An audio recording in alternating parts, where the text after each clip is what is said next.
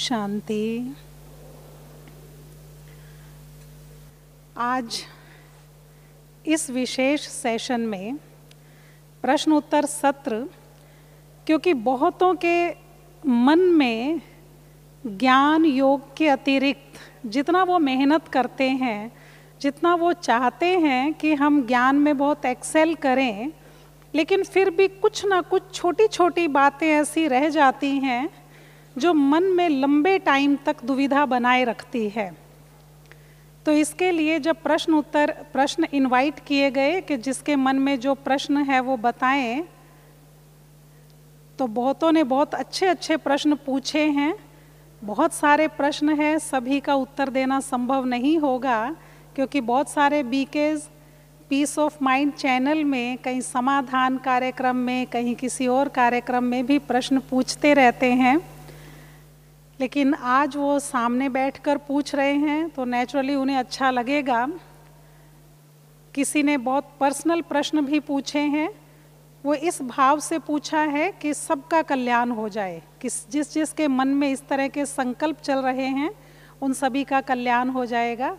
इसीलिए कुछ पर्सनल बातें भी उन्होंने पूछी हैं, और हमारे बीच उन सभी ज्ञान, योग, धारणा और सेवा संबंधित प्रश्नों के उत्तर देने के लिए, कुछ समाधान बताने के लिए जो पैनलिस्ट हमारे बीच उपस्थित हैं, हमारे बहुत ही अनुभवी वक्ता हैं। जहाँ जहाँ आप सब हेड कर रहे हैं महायज्ञ में, अलग अलग सेंटर्स पर, वहाँ आपके सामने इस तरह की बातें और दुविधाएं अक्सर आती रहती हैं। आप काउंसलिंग करते ही रहते हैं, तो इस तरह के अनुभवी वक्ता आज हमारे बीच उपस्थित है। मैं थोड़ा थोड़ा परिचय सबसे कराना चाहूँगी। हमारे बिल्कुल राइट हैंड में, दाईं हाथ की तरफ, आदरणीय भ्राता भारत भूषण जी। आप अपनी किशोर अवस्था में ही 1977 में आप ज्ञान में आए थे, और ज्ञान आपको अपनी स्टूडेंट लाइफ में मिला जब आप इंजीनियरिंग पढ़ रहे थे, और उस कॉलेज में कुछ 2-4 ही स्टूडेंट्स थे, तो बहुत सारी धारणाओं से संबंधित प्रैक्टिकल समस्याओं को झेलते हुए भी आप बहुत मजबूत रहे, बहुत पक्के रहे। आपका जीवन के अनुभव कुमारों के लिए बहुत विशेष रूप से एग्जाम्पल देने योग्य हैं। भोजन की शुद्धि का, किस तरह से धन को सफल किया जाए, समय को सफल किया जाए, आपके बहुत अच्छे लाइफ के एक्सपीरियंसेस हैं। भारत भूषण भाई जी 1977 से ही ज्ञान में आने के बाद से ही ज्ञान सुनाने भी लग गए। पानीपत में रहते हुए विश्व में, देश के कोने कोने में आप जाकर सेवा करते हैं। बहुतों के जीवन को पवित्र बनाने, उदाहरण मूर्त बनाने में आपका योगदान है। मुख्य रूप से आप पानीपत में रहते हैं। आप इंजीनियर थे और अब भी बाबा के सब तरह के ज्ञान, योग और सब तरह की सेवाओं की इंजीनियरिंग करते रहते हैं। पानीपत में विशेष नया रिट्रीट सेंटर ज्ञान मानसरोवर बना, आजकल आप उसका कुशल संचालन कर रहे हैं। वहाँ कार्यक्रम चलते ही रहते हैं और सब तरफ की सेवाओं में आप अग्रणी हैं। उसके बाद हम डॉक्टर सविता बहन, आप सब इनको जानते ही हैं, सभी का आप एक हाथ हिलाकर अभिनंदन करेंगे। डॉक्टर सविता बहन भी अपनी किशोर अवस्था में ही परमात्मा पिता को पहचान कर, इनका पूरा लौकिक परिवार ज्ञान में है। इनकी छोटी बहन भी समर्पित है, और आप भी यहाँ समर्पित हुए 1990 में। पूरी तरह से आपने एज डॉक्टर ग्लोबल हॉस्पिटल में सेवाएं दी। आप आदरणीय बड़े दादी जी के पर्सनल फिजिशियन रहे, बहुत प्यार से उनकी केयर करते रहे। आप वुमेन विंग के यहाँ हेड क्वार्टर के कोऑर्डिनेटर हैं। बहुत मिठास, धैर्य और शांति से भरपूर आत्मा। तो इस तरह के आदरणीय डॉक्टर सविता बहन जी, हम उनका भी हार्दिक अभिनंदन करते हैं। आप माउंट आबू में शांतिवन में रहकर ही यहीं से विश्व भर में सेवाएं प्रदान कर रहे हैं। डॉक्टर निरंजना दीदी, आपने 1968 में ज्ञान प्राप्त किया, गुजरात में जन्मे पले बढ़े, तो उसी जगह, उसी अलौकिक जन्मभूमि को ही आपने अपना सेवा स्थान बनाया। वडोदरा में रहते हुए आप भी पूरे देश के कोने कोने में जाकर अपनी पवित्रता, ज्ञान और अपनी श्रेष्ठ धारणाओं से सबको सींच रहे हैं। 1972 से आप समर्पित रूप से अपनी सेवाएं प्रदान कर रहे हैं। बहन अनीता जी, अनीता दीदी बहुत से भाई बहन जानते ही हैं, आप चंडीगढ़ में रहते हुए बहुत विशेष सेवाएं कर रहे हैं। विश्व भर में कई चीज़ें वाइब्रेट करती हैं, तो आप पावरफुल वक्ता हैं और बहुत सारी बातें, धारणाओं, मर्यादाओं संबंधित जो आप यहाँ कुमारियों को सिखाते हैं, क्योंकि आदरणीय दादी रत्न मोहिनी जी के अंग संग आप कुमारियों की ट्रेनिंग कराने में सहयोग देते हैं और उनके थ्रू वो वाइब्रेशन, वो ट्रेनिंग, वो बातें सारे विश्व में फैल रही हैं। अनीता बहन जी भी 1979 से ज्ञान में आए और तब से शुरू से ही आपने ज्ञान समझाने की सेवा शुरू कर दी थी। आप चंडीगढ़ में रहते हैं, सोनीपत में भी अपनी सेवाएं संभालते हैं और इस तरह से आपका जीवन कुमारियों के आगे, भावी लीडर्स जो बहनें तैयार हो रही हैं उन सब के आगे एक श्रेष्ठ उदाहरण है। तो हम अपने आज इन चारों पैनलिस्ट से कुछ विशेष प्रश्न पूछने वाले हैं। एक प्रश्न अपनी अच्छी स्थिति से संबंधित, वैसे तो इस तरह की क्लासेस आपको मिल रही है, लेकिन फिर भी आज की मुरली के अनुसार उनके मन में आया कि बेहद क्या है और बेहद का पुरुषार्थ क्या है। हमें लौकिक में रहने वाले, हम सब लौकिक में रहने वाले बच्चे किस तरह अपने जीवन में इस तरह की प्रैक्टिकल बातें अप्लाई कर सकते हैं जो हमारी बेहद की स्थिति रहे, इस तरह की बातें हम अप्लाई कर सकें। तो उन्होंने प्रश्न पूछा है, हम निरंजना दीदी से इसका उत्तर चाहेंगे। ये अच्छी स्थिति बनाने के लिए वो इच्छुक हैं जिन्होंने प्रश्न पूछा है। ओम शांति। बहुत अच्छा प्रश्न है और सच में ही आज था कि आदि और अंत दोनों पुरुषार्थ में एक मुख्य बात, सार, बाबा ने कहा चारों विषयों का सार ये है कि बेहद। ये शरीर हद है और जब हम आत्म भाव में आते हैं तो बेहद हो जाता है, क्योंकि आत्मा ही 84 जन्मों का चक्कर लगाते हैं।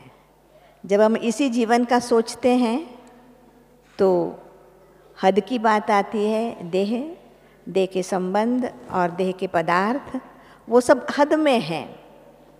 पर कुछ समय, दुनिया वालों को भी कहते हैं, कुछ समय ये सोच के देखो कि तुम हो कौन, कहाँ से आए, क्यों आए, कहाँ जाना है, ये जरूर सोचना चाहिए। जब घर गृहस्थ में रहते हुए इस बेहद की बात में जाने की बात होती है तो हम जरूर उनको कहते हैं कि जिसको हम यूनिवर्सल ट्रूथ कहते हैं, 3 यूनिवर्सल ट्रूथ जो है, पहली बात जो आए हैं उसको जाना जरूर है। दूसरी बात जो अकेला आया है और अकेला जाना है। तीसरी बात क्या कहते हैं, क्या लेकर के आए थे और क्या लेकर के जाना है। इस एक एक बात को अगर थोड़ा भी विस्तार से हम सोचेंगे, चिंतन करेंगे, मनन करेंगे तो हद से बेहद में जा सकते हैं। तो गृहस्थ में रहते हुए हमें प्रैक्टिस ये करनी है कि आत्मभाव को जागृत करना है। ये प्रैक्टिस करनी है। जैसे बाबा, ब्रह्मा बाबा अपना अनुभव कहते थे कि शुरू में मैंने बहुत प्रैक्टिस किया, ये यशोदा आत्मा है, ये आत्मा है, ये आत्मा है, मैं भी आत्मा हूँ। हम सभी आत्मा आत्मा भाई भाई है और इस बेहद के नाटक के एक्टर है। हर एक आत्मा का अपना अपना 84 जन्मों का चक्कर है। इस बात को अगर सोचेंगे तो भावनाओं के बंधन से मुक्त हो सकते हैं, जिसको हम इमोशनल बॉन्डेज कहते हैं गृहस्थ में। वो बहुत बड़ा ज़बरदस्त होता है। कितना भी शक्तिशाली व्यक्ति होगा पर थोड़ा सा मोह उनको नीचे गिरा देता है। तो अगर ये भाव को हम लाएंगे तो हम बेहद के भाव में टिक सकते हैं और स्थिति को अच्छी बना सकते हैं। बहुत बहुत अच्छी तरह से समझाया दीदी ने कि सिर्फ शरीर के और संबंधी पदार्थों के बंधनों से दूर हो जाना बेहद है। थोड़ा सा गहराई से सोचेंगे और ब्रह्मा बाबा का एग्जाम्पल सामने देखेंगे तो और अच्छा समझ में आएगा। हम अनीता दीदी से पूछेंगे, ब्रह्मचर्य की धारणा होती तो बहुत अच्छी है, लेकिन इतने घोर कलयुग में हम बहुत मेहनत करते हैं। प्रजापिता ब्रह्मा कुमारी ईश्वरीय विश्वविद्यालय के बाबा के बच्चे स्टूडेंट्स कि ब्रह्मचर्य में रहें और उसके कारण पूजन गायन होता है, लेकिन जब बाबा पतित पावन ही है तो बाबा से मिलने के लिए ब्रह्मचर्य की धारणा को इतना ज़्यादा महत्व क्यों दिया जा रहा है? जब बाबा पतितों को पावन बनाने वाला ही है तो इसके लिए क्या जरूरी है कि ब्रह्मचर्य में रहकर फिर जाया जाए उनसे मिलने? ओम शांति। बहुत अच्छा प्रश्न है, लेकिन थोड़ा ठीक से सोचे बिना पूछा गया है। वास्तव में बाबा पवित्रता का सागर है और कई बार बाबा उदाहरण देते हैं कि मैं चुंबक हूँ और चुंबक साफ लोहे को खींचता है, जंक वाले को नहीं। दूसरी बात, नो डाउट बाबा पतित पावन है, प्योरीफायर है। आत्मा के 63 जन्मों के लगे हुए काम क्रोध के दागों को मिटाता ज़रूर है। तो सवाल पैदा होता है, काम विकार छोड़ करके मिलने आना ये कैसे होगा? पूरा काम विकार अकेले ब्रह्मचर्य से नहीं जीता जाता। ब्रह्मचर्य तो उसका एक सुपरफिशियल फर्स्ट स्टेप है, संयम और व्रत जैसा। जैसे कोई मंगलवार का, सोमवार का, शुक्रवार का व्रत रखता है तो सदा के लिए रोटी खाने की या नमक खटाई खाने की इच्छा खत्म नहीं हो जाती, फिर भी ज़बरदस्ती मन को मार करके भी वो एक दिन भूखे रहते हैं या नमक और खटाई का परहेज रखते हैं। और उसका भी भक्ति मार्ग के रीति रस्म अनुसार हेल्थ पर असर आ जाता है, स्वास्थ्य अच्छा हो जाता है, उसका असर आ जाता है, लोगों की कुछ मनोकामनाएं पूर्ण हो जाती है। यानी यम नियम बिना जाने समझे भी अगर कोई नियम पालन किया जाता है तो उसका रिजल्ट आता है। ऐसे ही बाबा से मिले बिना सिर्फ जब ज्ञान समझ लिया मैं भी आत्मा, सामने वाला भी आत्मा, स्त्री और पुरुष नहीं, तो स्त्री और पुरुष की भावनाओं से जो शारीरिक संबंध होते थे, कर्म इंद्रियां विकारों में इंडल्ज होती हैं, उससे आत्मा की रिसीविंग कैपेसिटी खत्म होती चली जाती है। जो उस परम पवित्र ज्ञान को और परम पवित्र मिलन को अनुभव कर सके।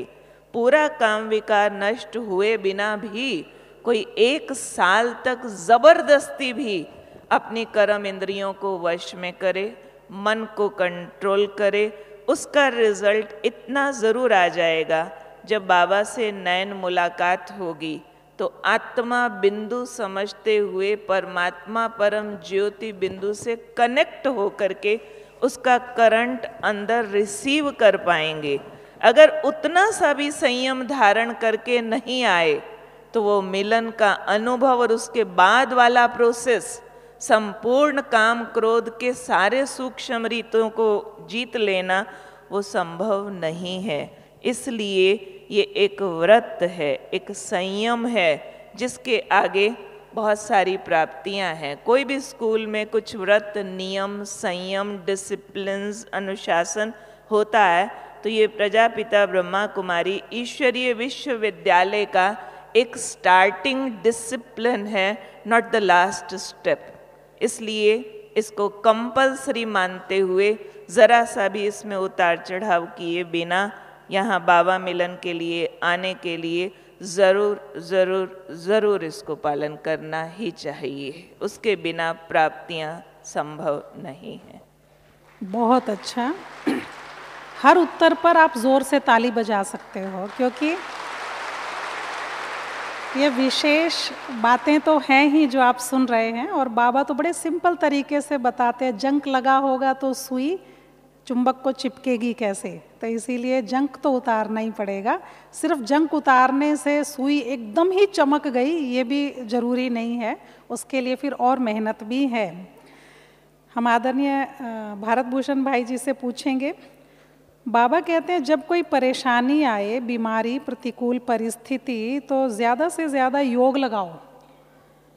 लेकिन प्रैक्टिकल ये है कि उस वक्त योग लगता ही नहीं है, उस दर्द की तरफ ही ध्यान रहता है, दर्द खींचता रहता है। और आपने जो टीचर्स बहनें बैठी हैं, आपने भी देखा होगा कि जब क्लास में 5-6 दिन से कोई स्टूडेंट नहीं आ रहा और उससे पूछो कि भाई जी आप आए क्यों नहीं, तो क्या कहते हैं, बस जी घर में कोई परिस्थिति आ गई थी, कुछ ऐसी टेंशन हो गई थी कि बस फिर निकल ही नहीं सके।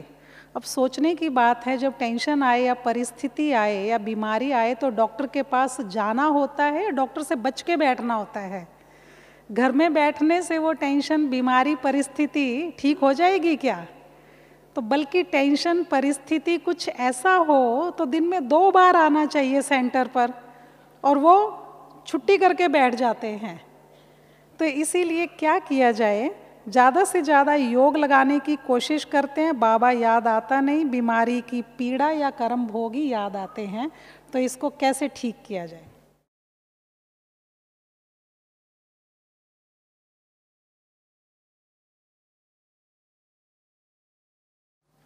ओम शांति। ये बात तो बिल्कुल ठीक है कि जब परेशानी आती है या ग्रहचारी आती है और उस टाइम सभी टीचर बहनें यही सजेस्ट करते हैं, बड़े भी, कि योग लगाओ, योग से कटेगा। और उस वक्त योग में बाबा के चिंतन की बजाय परेशानी का चिंतन मतलब कईयों का अधिक चलता है, परंतु हर एक की स्थिति अलग अलग है।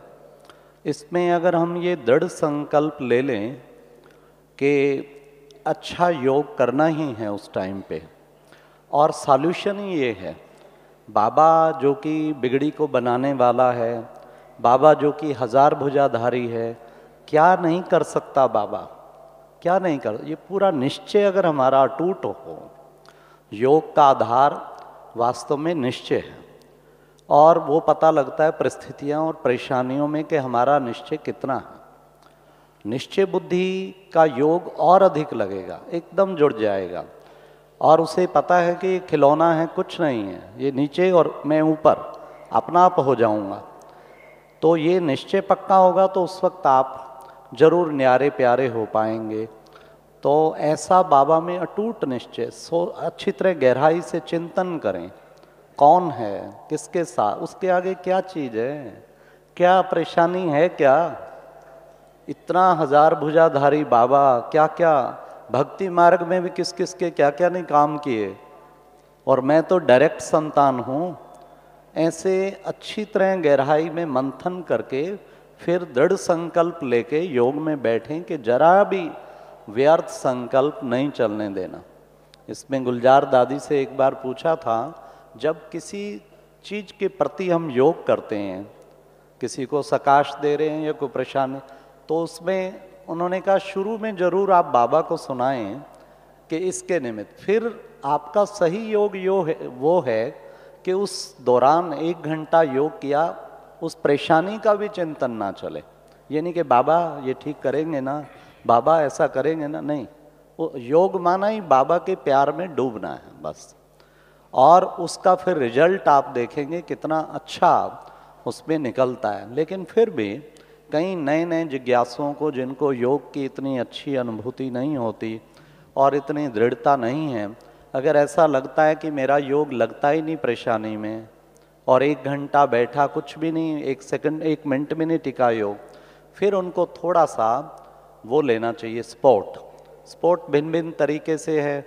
जैसे कोई सेंटर में रहने वाली कोई मान लो समर्पित पे आती है, तो वो क्या करते हैं, समर्पित बहनों का एक ग्रुप इकट्ठा बैठे उनका स्पोर्ट ले, एक संगठित योग में ज्वाला जल उठती है। या आप निमित्त बहन को भी कह सकते हैं कि ये बड़ी गृहचारी आई है, इसके निमित्त विशेष, तो उनका अगर सहयोग मिलेगा, कोई टाइम रख दिया जाए और क्लास का कुछ ग्रुप बैठे, पावरफुल योग किया जाए, तो उससे बहुत अच्छी रिजल्ट मिलती है। इसके अलावा शेयर करना बड़ा ज़रूरी है।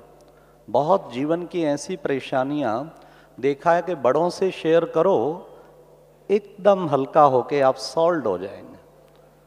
ये एक बहुत इम्पॉर्टेंट चीज़ है। उस वक्त निमित्त बड़े जो बहुत पावरफुल स्थिति पे, हाई वोल्टेज जिनकी है, चाहे दादी हों चाहे कोई और, जिनसे आपका इंटरेक्शन हो सकता है सीनियर से, उनसे अगर आप शेयर करेंगे तो देखना शेयर करते ही आप हल्के हो जाएंगे, बहुत हल्के हो जाएंगे। मैंने ऐसे जीवन में अनेक अनुभव किए हैं। एक बार एक बहुत कोई सोल को इफेक्ट किसी का हो गया और वो पीछे पड़ गई, ऐसे 20-25 साल पहले की बात है, 25 ब्रह्मा कुमारी संस्था के आगे। तो हमने जगदीश भाई से शेयर किया, शेयर करने से ही उन्होंने जितना सॉल्यूशन भी दिया, लेकिन मैंने देखा उसके बाद ऑटोमेटिकली एकदम डिल्यूट हो गया। तो ये कमाल है। उसके बाद सचमुच 25 ईयर तक उसकी सिचुएशन वही है मानसिक उसको, लेकिन वो बिल्कुल ठीक हो गई सोल। तो ये एक बड़ों का सकाश मिलता है, स्थिति मिलती। बहुत भाई बहन सुनाते हैं ऐसे, दादी से दृष्टि लिया और 10 मिनट दादी दृष्टि, एक भाई ने सुनाया एक संस्कार खत्म नहीं हो रहा था और वो दादी को दृष्टि दिया और दादी 10 मिनट दृष्टि देती रही, उसके बाद बिल्कुल ही खत्म हो गया वो। तो ये बड़ों का भी हम बल लें और पावर हाउस से वो ठीक हो जाएंगे। इसी तरह से जो भाई जी ने एक बहुत अच्छा पॉइंट बताया, संगठन में योग करना, ये ऐसा है जैसे जलती लकड़ियों में कोई गीली लकड़ी भी जल जाती है।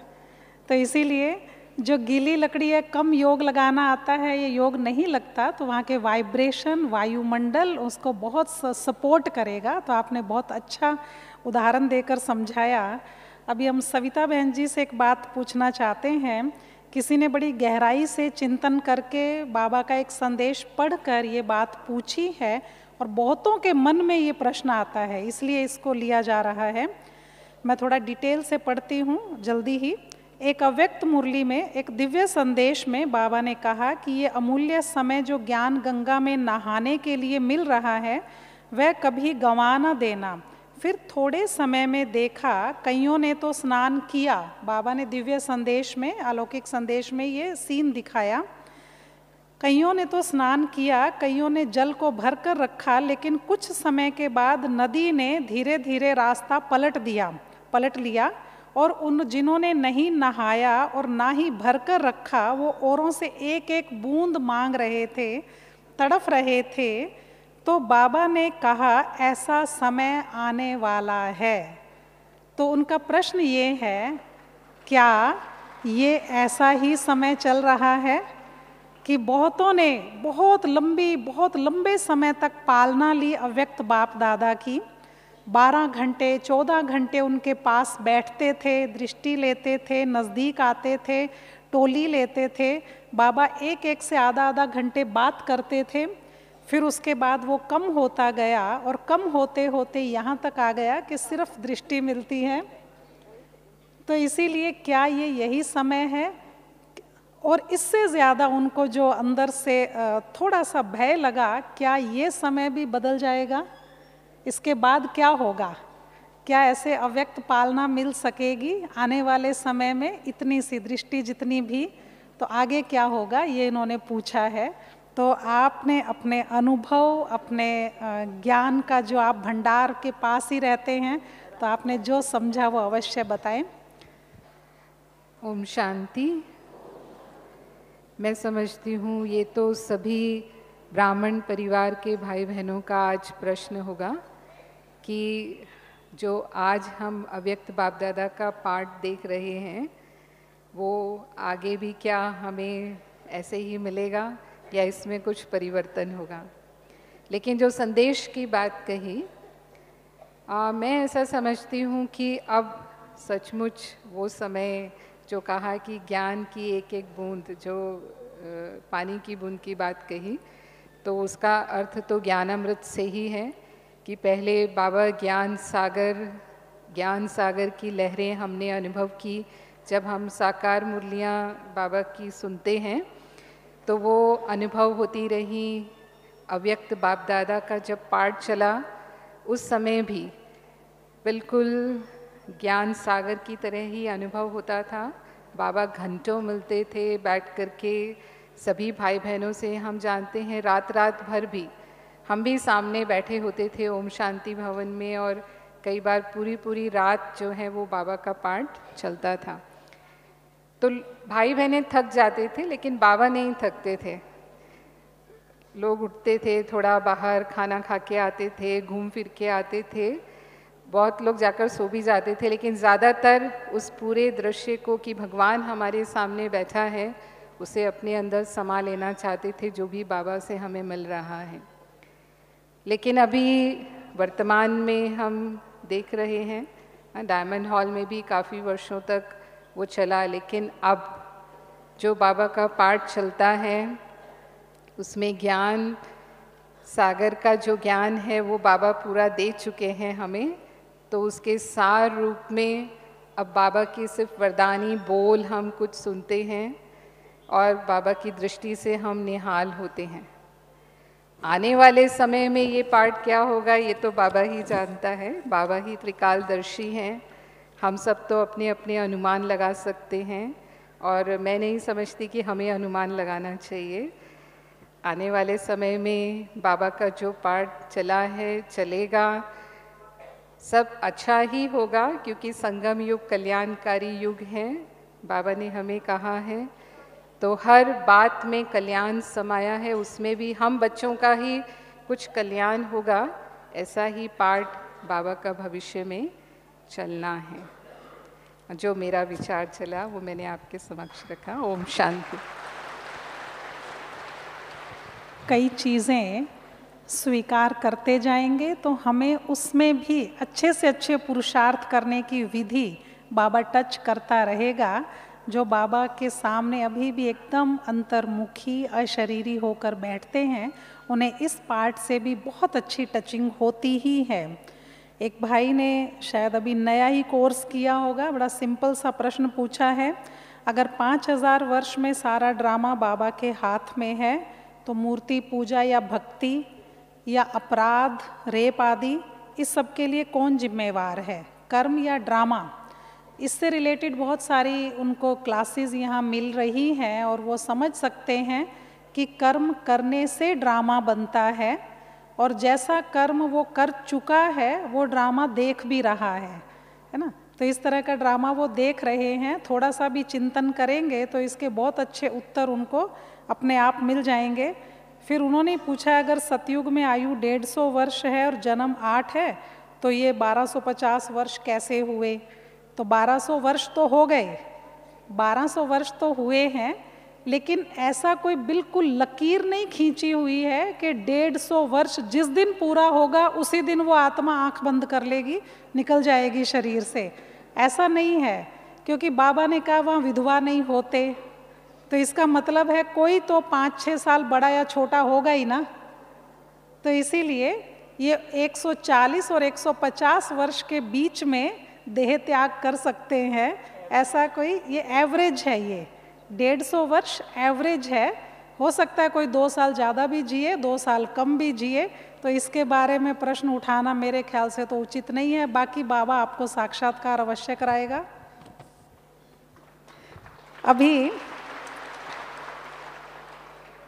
भारत भूषण भाई जी आप जवाब देंगे इसका, लेकिन बहुत आसान सा प्रश्न है और शॉर्ट में ही आप आंसर देंगे। 7-8 वर्ष से मैं बाबा के ज्ञान में चल रहा हूँ, गुरु ग्रंथ साहब भी रोज़ पढ़ रहा हूँ, तो मुझे पढ़ना चाहिए या नहीं पढ़ना चाहिए? उसका भी पाठ कर रहा हूँ। ओम शांति। मैं भी गुरु ग्रंथ साहब पढ़ता था लौकिक में। चौथी क्लास में मैं चौकी लग गया था। चौकी लगना कहते हैं जब गुरु ग्रंथ साहब पढ़ना ना शुरू कर दे। और 10वीं तक पूरा गुरु ग्रंथ साहब पढ़ा हूँ। जपजी साहब, रहराज साहब, कीर्तन सोहिला रोज़ पढ़ता था और अरदास भी करता था। तो 10वीं पास करते ही मुझे बाबा का ज्ञान मिल गया।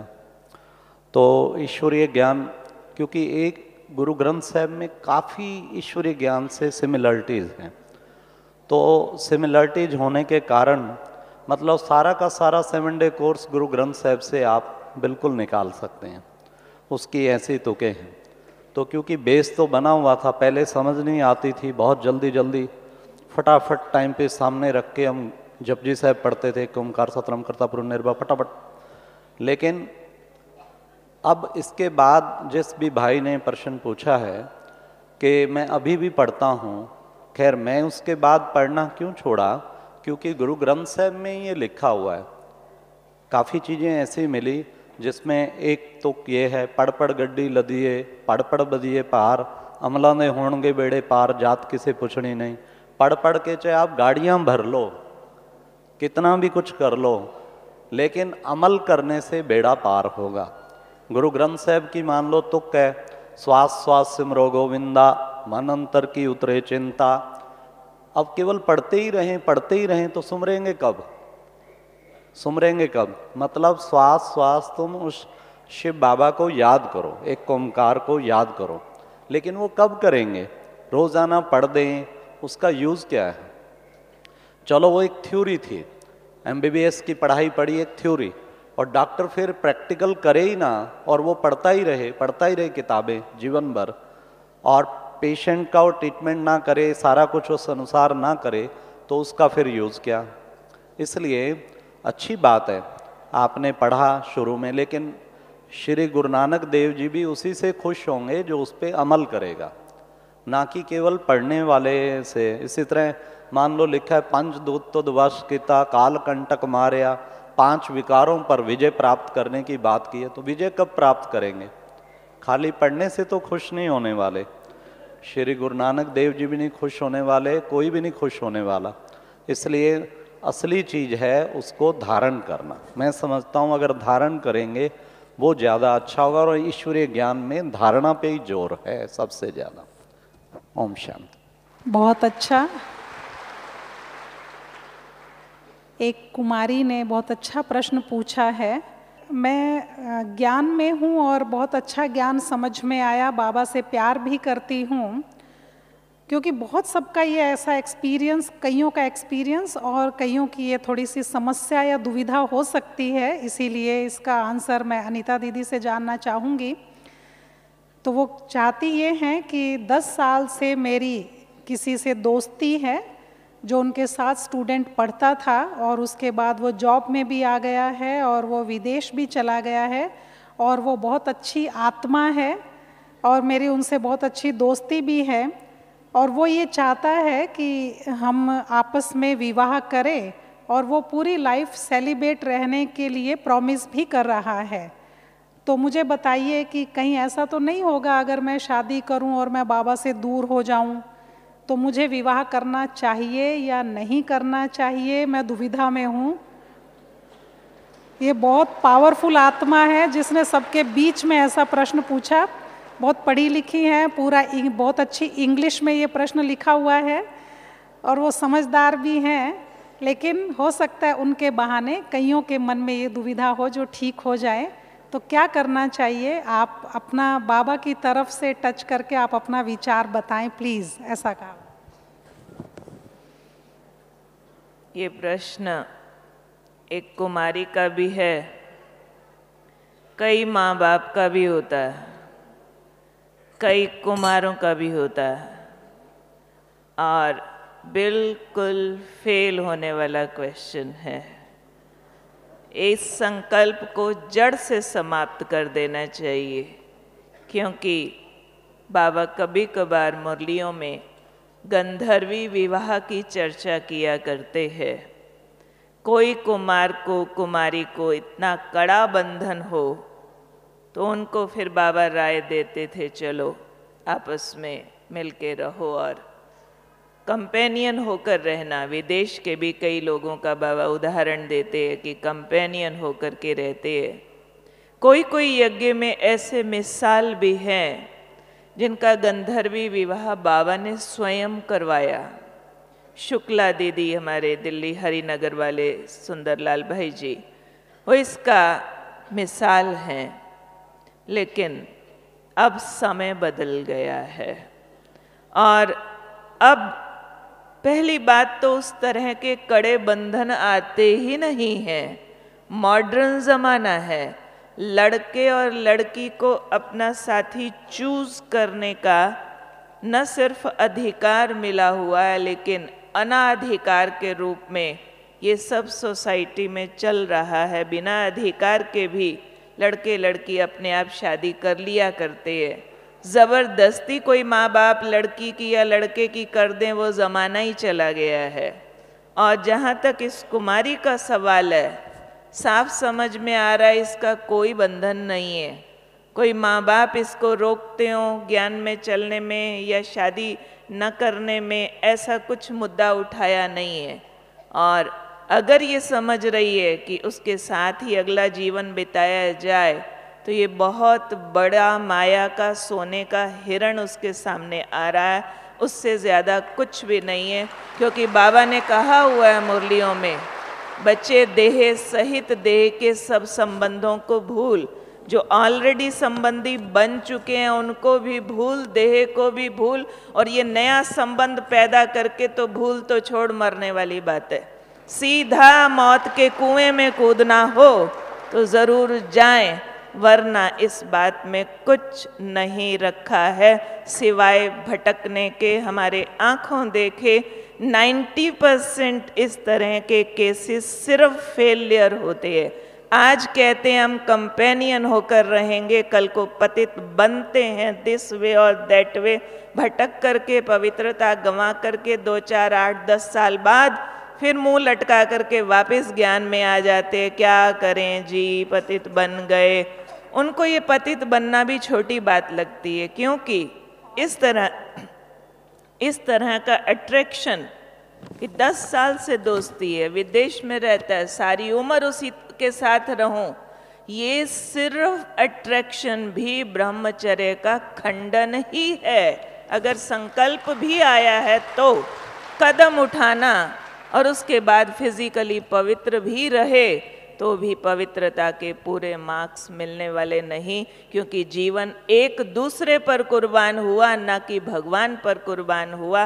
कुमारियों के लिए केवल एक ही ईश्वरीय डायरेक्शन है कि अपना संपूर्ण जीवन ईश्वरीय सेवाओं में समर्पित कर दें, तन मन धन से भगवान पर कुर्बान जाएं तो महारानी बन सकती हैं। बाकी सब उससे छोटे वाले पद हैं, और इसलिए इस चॉइस को सिर्फ काटा लगा देना चाहिए। चाहे माँ बाप हैं, कभी ना सोचें कि हम अपने बेटी के लिए, बेटे के लिए कोई बीके मैच ढूंढ लें। ये महापाप का संकल्प होगा जो कभी किसी को नहीं करना चाहिए। मैं जब लौकिक में थी, कड़े बंधन में थी, और हमारी माता जी ने एक बार हल्का सा ही हमको कह दिया था, अच्छा तुम शादी नहीं करती हो तो तुम्हारे लिए कोई बीके लड़का ढूंढ दूँ। मैं कहा क्यों? कहते नहीं, एक मैंने देखा है, वो कहता है मुझे खाना बनाने की मुश्किल है, तो अगर उसके साथ तेरी कर दूं तो। मैंने कहा माता जी, एक लड़के का खाना बनाने की नौकरानी बनाने के लिए आप मुझे तैयार हो, और ईश्वरीय विश्वविद्यालय में मुझे ईश्वरीय सेवाधारी सो विश्व महारानी का पद मिलता है, उसके लिए आप तैयार नहीं हो। लड़के पर समर्पित होने के बजाय भगवान पर क्यों ना समर्पित हो जाऊं? तो इसलिए ये संकल्प अज्ञानता का संकल्प है, ये संकल्प देह अभिमान का संकल्प है। ना माँ बाप को, ना कुमार को, ना कुमारी को, कोई को नहीं करना चाहिए। बहुत बहुत अच्छा। अभी सच बात है कि एक के लिए रोटियां बनाने से अच्छा है सेंटर पर सबके लिए रोटी बनाना। पता नहीं कितने ब्राह्मणों की दुआएं मिलेंगी, कितने पवित्र ब्राह्मण खाएंगे और कितनी दुआएं देंगे, जिससे जीवन और ज़्यादा सुंदर सुखमय हो जाएगा। इसी तरह का एक और मज़ेदार प्रश्न पूछा है, निरंजना दीदी से पूछेंगे। क्या लिपस्टिक लगाना, नेल पॉलिश लगाना और यहाँ नहीं बाहर स्लीवलेस पहन लेना, तो ये क्या बहुत गलत है? थोड़ा गलत है या बहुत गलत है, या देह अभिमान है, करें या ना करें? तो इस तरह, क्योंकि अभी नया ही ज्ञान समझ में आया, दिल तो करता ही है। निरंजना दीदी बताएंगे। ओम शांति। मुझे तो ये प्रश्न ही नहीं लग रहा है। शायद प्रश्न पूछने वाला व्यक्ति ज्ञान में नहीं होगा।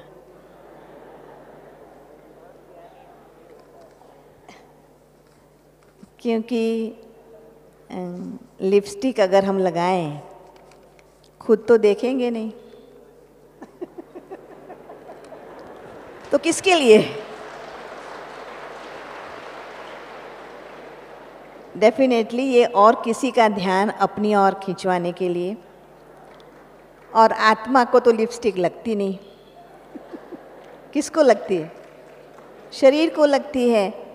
तो खुद देह के भान में रहना और दूसरों को देह भान में लाना, क्या सवाल था? कम अच्छा है या ज़्यादा, कम बुरा है या ज़्यादा बुरा है, ऐसा क्वेश्चन। 100% गलत चीज़ है। ज्ञान में चलने वालों के लिए भी, हम तो अज्ञान वालों के लिए भी कहते हैं कि ये बहुत गलत है। आज जो भी हो रहा है दुनिया में, लड़के लोग कभी कभी वो भी आते हैं हमारे पास सेंटर में और वो कहते हैं कि आज कॉलेजेस वगैरह में जो लड़कियां जाती है तो हम उनके पीछे पड़ते हैं जिनको अपना बहुत देह भान होता है। तो एक बहुत देह भान वाली चीज़ है, 100% रॉन्ग है। कम या ज़्यादा बुरा का तो सवाल ही नहीं है। मैं समझती हूँ इतने पुराने ब्रह्मा कुमारी दीदी ने इस बात पर स्टैंप लगा दी, तो ये वाकई नहीं करने योग्य बात है। तो इसके बारे में सोचना या पूछना भी नहीं है, क्योंकि आपको भी पता है कितना अच्छा आंसर दिया कि खुद को तो दिखाई नहीं दे रहा। इट मीन्स दूसरों को अट्रैक्ट करने के लिए, सुंदर दिखने के लिए लगाई गई है। इसी तरह की एक और स्लीवलेस क्या है? स्लीवलेस पहनना वो क्या है? बाजू में बाबा ने फुल स्लीव्स क्यों बनाया? तो वो तो गलत चीज़ है, बिल्कुल गलत है। बाबा ने फुल स्लीव्स पहनने की आज्ञा क्यों दी है, दीदी पूछ रहे हैं। तो इसका मतलब ही है कि ये देह भान को ठीक रखने की, देह भान को ख़त्म करने की युक्ति है कि जितना हम शारीरिक रूप से ढके रहते हैं तो दूसरे का ध्यान आपकी अच्छी बातों की तरफ, आपके नूर और रूहानियत की तरफ जाएगा। अगर शरीर को दिखाएंगे तो शरीर की तरफ ध्यान जाएगा। जो आप दिखाना चाहते हैं दूसरा वही देखता है। और डॉक्टर सविता जी, मेरा आपसे क्वेश्चन है कि भाई ने कहा मैं होटल में काम करता हूँ, बाबा का बच्चा हूँ, मैं इसी कारण बैज भी नहीं लगा पाता हूँ क्योंकि मेरा वहाँ काम मीट बनाने का भी है, मांसाहार पकाने का भी है। तो मुझे क्या करना चाहिए? मुझे प्लीज़ समाधान दें। एकदम तो वो कार्य छोड़ भी नहीं सकता, बस पूरी ही सिंपल कमाई है तो मुझे मांस पकाना पड़ता है और मैं बीके कहलाने जैसा भी नहीं लगता। फिर मुझे अच्छा भी नहीं लगता कि कोई मुझे उस वक्त कहे कि तुम ब्रह्मा कुमार हो। मैं इसीलिए ज्ञान भी नहीं सुना सकता जहाँ मैं ये कार्य करता हूँ। बहुत प्रैक्टिकल प्रश्न पूछा है, क्योंकि अगर ज्ञान में आने से पहले ही होटल में काम कर रहे हैं और फिर हमें पता चलता है कि अब हम मीट पकाएं, हाँ, जैसे कहते हैं कि मीट काटने वाला, मीट पकाने वाला, मीट खाने वाला और मीट बेचने वाला सभी पाप के भागीदार होते हैं। तो यदि हमारा जॉब ही ऐसा है कि हमें वो काम करना पड़ रहा है तो हमें वो पाप में हम भागीदार तो हैं ही, चाहे जो भी वो हमारा, चाहे वो धन कमाने के लिए व्यवसाय है या जॉब है। तो यहाँ पर ज्ञान होने के बाद अगर हम कर रहे हैं तो वो 100 गुना हो जाता है। तो इस पर हमें थोड़ा सोच करके, अगर हम एकदम अपना जॉब चेंज नहीं कर सकते लेकिन कोशिश करते रहें, तो अगर हम हिम्मत रखेंगे तो बाबा ज़रूर मदद करता है, क्योंकि ये बाबा की दी हुई धारणा है हमें।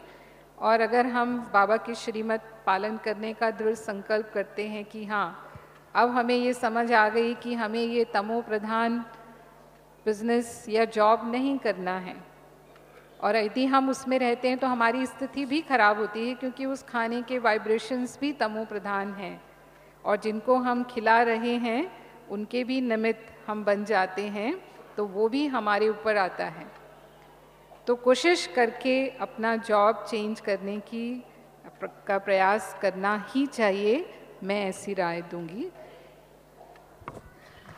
बहुत अच्छी बात है। प्रैक्टिकल बात ये है कि इस तरह का जॉब चेंज करने की कोशिश करनी ही चाहिए। बाबा को कह दें तो बाबा की हेल्प मिलती ही है। 2 एक जैसे प्रश्न हैं, मैं आदरणीय भ्राता जी से पूछूंगी, भारत भूषण भाई जी से, कि जॉब हार्ड है, 8 घंटे की है, कैपेसिटी इतनी नहीं रहती कि 8 घंटे योग कर सके, मुश्किल से 2 घंटे 2.5 घंटे योग का चार्ट होता है, और अभी निमित्त बहनें और सभी जॉब छोड़ने का भी वो नहीं देते हैं, आज्ञा नहीं देते, अनुमति नहीं देते हैं। दिल तो करता है जॉब छोड़कर सिर्फ पुरुषार्थ करूं, तो मुझे कैसे बैलेंस रखना चाहिए। दूसरा प्रश्न इससे जैसा ही है, मैं टीचर हूं, I need to speak continuously 9 AM to 6 PM, so due to this reason I am unable to control my thoughts. Earlier it was very easy to connect myself with Baba, but now due to continuous speaking at the end of the day I feel depleted. और ऐसे में जब इतना continuously speak करने के बाद students को जज करना और उनको अच्छे सजेशंस देना मेरे लिए बड़ा मुश्किल होता है। मैं इतनी थक जाती हूँ कि ज्ञान सुनाने की सेवा और योग करने की भी सेवा नहीं कर सकती हूँ। तो इसके लिए क्या किया जाए?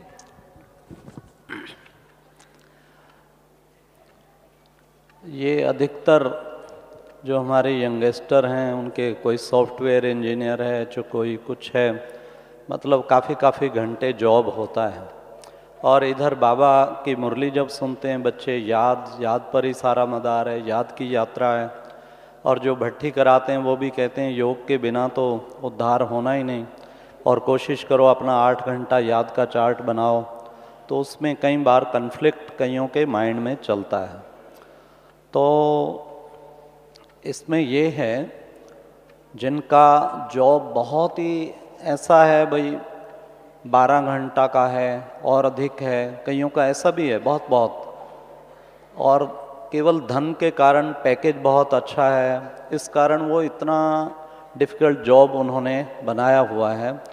लेकिन कोशिश करें, अगर हो सके संगम युग पे सबसे ज़्यादा तो है जमा का खाता हो, याद का, सेवा में टाइम लगा सकें, ये भी है तो कर्म बंधन।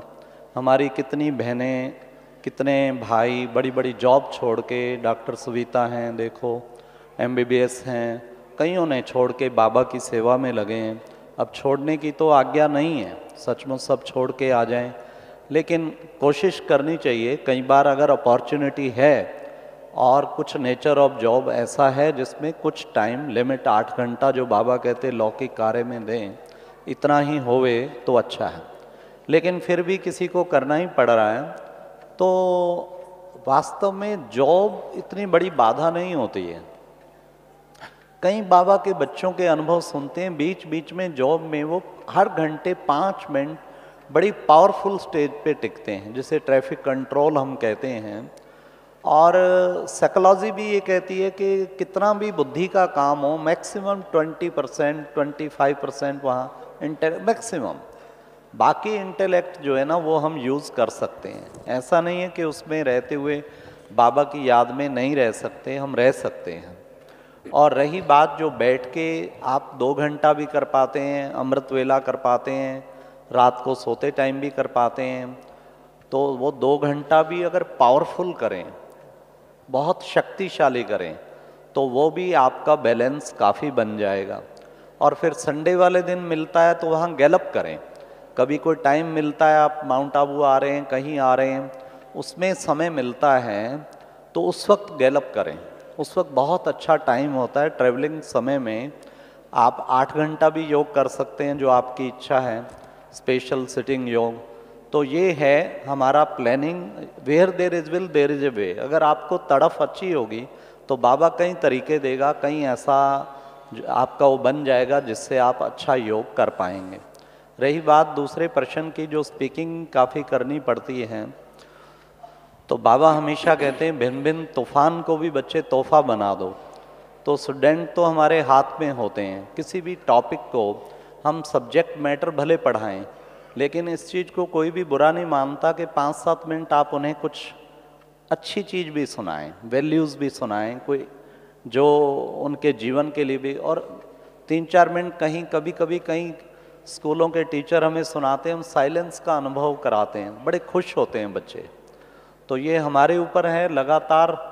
तो मैं समझता हूँ कंटिन्यूस 9 घंटा तो बोलना, बीच बीच में पीरियड चेंज होते हैं, टाइम मिलता है, उस वक्त हम गैलप करें तो बड़ा अच्छा रहेगा।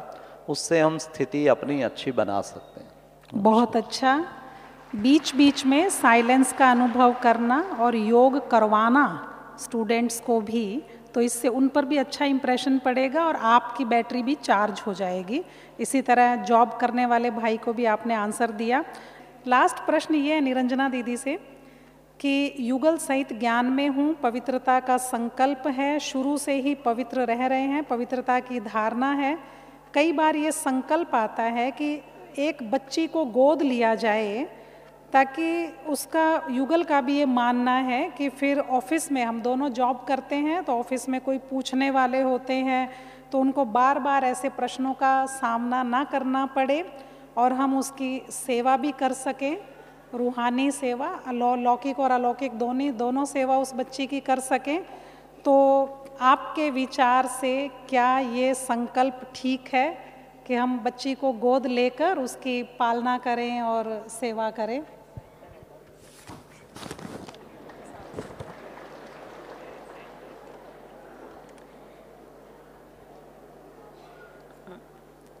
अच्छा, दिल का प्रैक्टिकल क्वेश्चन पूछा है। तो बाबा का तो हमें कहना क्या है, देह सहित देह के सब संबंध को भूलो, जो है उनको भी भूलने की बात है। तो मैं समझती हूँ कि ऐसे बहुतों के जीवन में देखा भी है कि जिन्होंने बच्ची को या बच्चे को एडॉप्ट किया है वो भी काफ़ी परेशान हुए हैं बाद में, क्योंकि ये समय बाबा जो कहते हैं उसके अनुसार कलयुग का अंत और अति तमोप्रधान समय है। संबंधों में बंधना है, ऑलरेडी बंधन, उनको तो बाबा की याद से उससे मुक्त होने की बात है। तो मैं तो ये समझती हूँ कि अभी संगम युग में कोई नया बंधन बांधना नहीं चाहिए, ऐसा मेरा विचार है। चाहिए तो क्योंकि बाबा के इतने सेंटर्स हैं, सेंटर एडॉप्ट कर सकते हैं, सेंटर की सेवा कर सकते हैं। और बाबा तो कहते हैं जब चाहिए तब आप सेवा में उपस्थित हो सकते हो। बाबा को बहुत ज़रूरत है ना। कई बार मूल्यों बाबा कहते हैं मुझे ऐसे ऐसे बच्चे चाहिए जो देही अभिमानी हो, नम्र चित्त हो, हर प्रकार की सेवा करने वाला हो। ऐसा तो बच्चा चाहिए बाबा को। तो युगल मूर्त है तो भी बहुत अच्छी सेवा कर, कई युगल है जिन्होंने बहुत अच्छा अभी तक सेवा की है और कर रहे हैं, है ना। एक विदेश में तो ऐसा बहुत रिवाज ही है कि एकदम यंग नए नए कपल्स हैं, वो भी एकदम नए स्थान में जा कर के बाबा की सेवा शुरू करते हैं, सेंटर चलाते हैं और बाबा को हर रीति से समर्पण है। बाबा को ही अडॉप्ट कर ले, बहन जी कह रही है। बहुत बहुत अच्छी बात निरंजना दीदी ने बताई बाकी है। नया कोई देह का बंधन बांधना ठीक नहीं है संगम युग के अंदर। संगम युग में अब ये समझदारी नहीं है कि जो बंधन आपको नहीं मिला उसे जबरदस्ती बांध लिया जाए। तो इसीलिए अब नया बंधन बांधने की आवश्यकता नहीं, पुराने बंधनों से मुक्त होना है और उसके उतना ही समय, बहुत सी सेवाएं हैं करने को। अगर लोग पूछते हैं तो वो ये नहीं तो कोई और बातें पूछने लग जाएंगे, उनको तो कुछ ना कुछ बोलना ही है ना। तो इस बात की कब तक परवाह करते रहेंगे। मैं अपने चारों अनुभवी वक्ताओं का दिल से धन्यवाद करती हूँ और मैं चाहती हूँ आप सब भी, सभी को बहुत अच्छा लगा, ये सबके चेहरे से दिखाई दे रहा है। और सभी आकर बैठे क्लास में, आप सब ने इतने प्यार से सुना, पार्टिसिपेट किया। जिनके प्रश्नों के उत्तर नहीं मिले हैं उनके अवश्य मिलेंगे, बाबा देगा अवश्य, क्योंकि हमारे पास समय की सीमा है। मुझे पता है अगर ये 1 घंटा ये सेशन और भी चलता रहे तो आप बैठे रहेंगे। ये इतना इंटरेस्टिंग सेशन होता है। सबको मज़ा आया ना, अच्छा लगा ना? तो इसीलिए आप सबका भी हार्दिक धन्यवाद। अब आप अपने लिए तालियां बजा सकते हैं।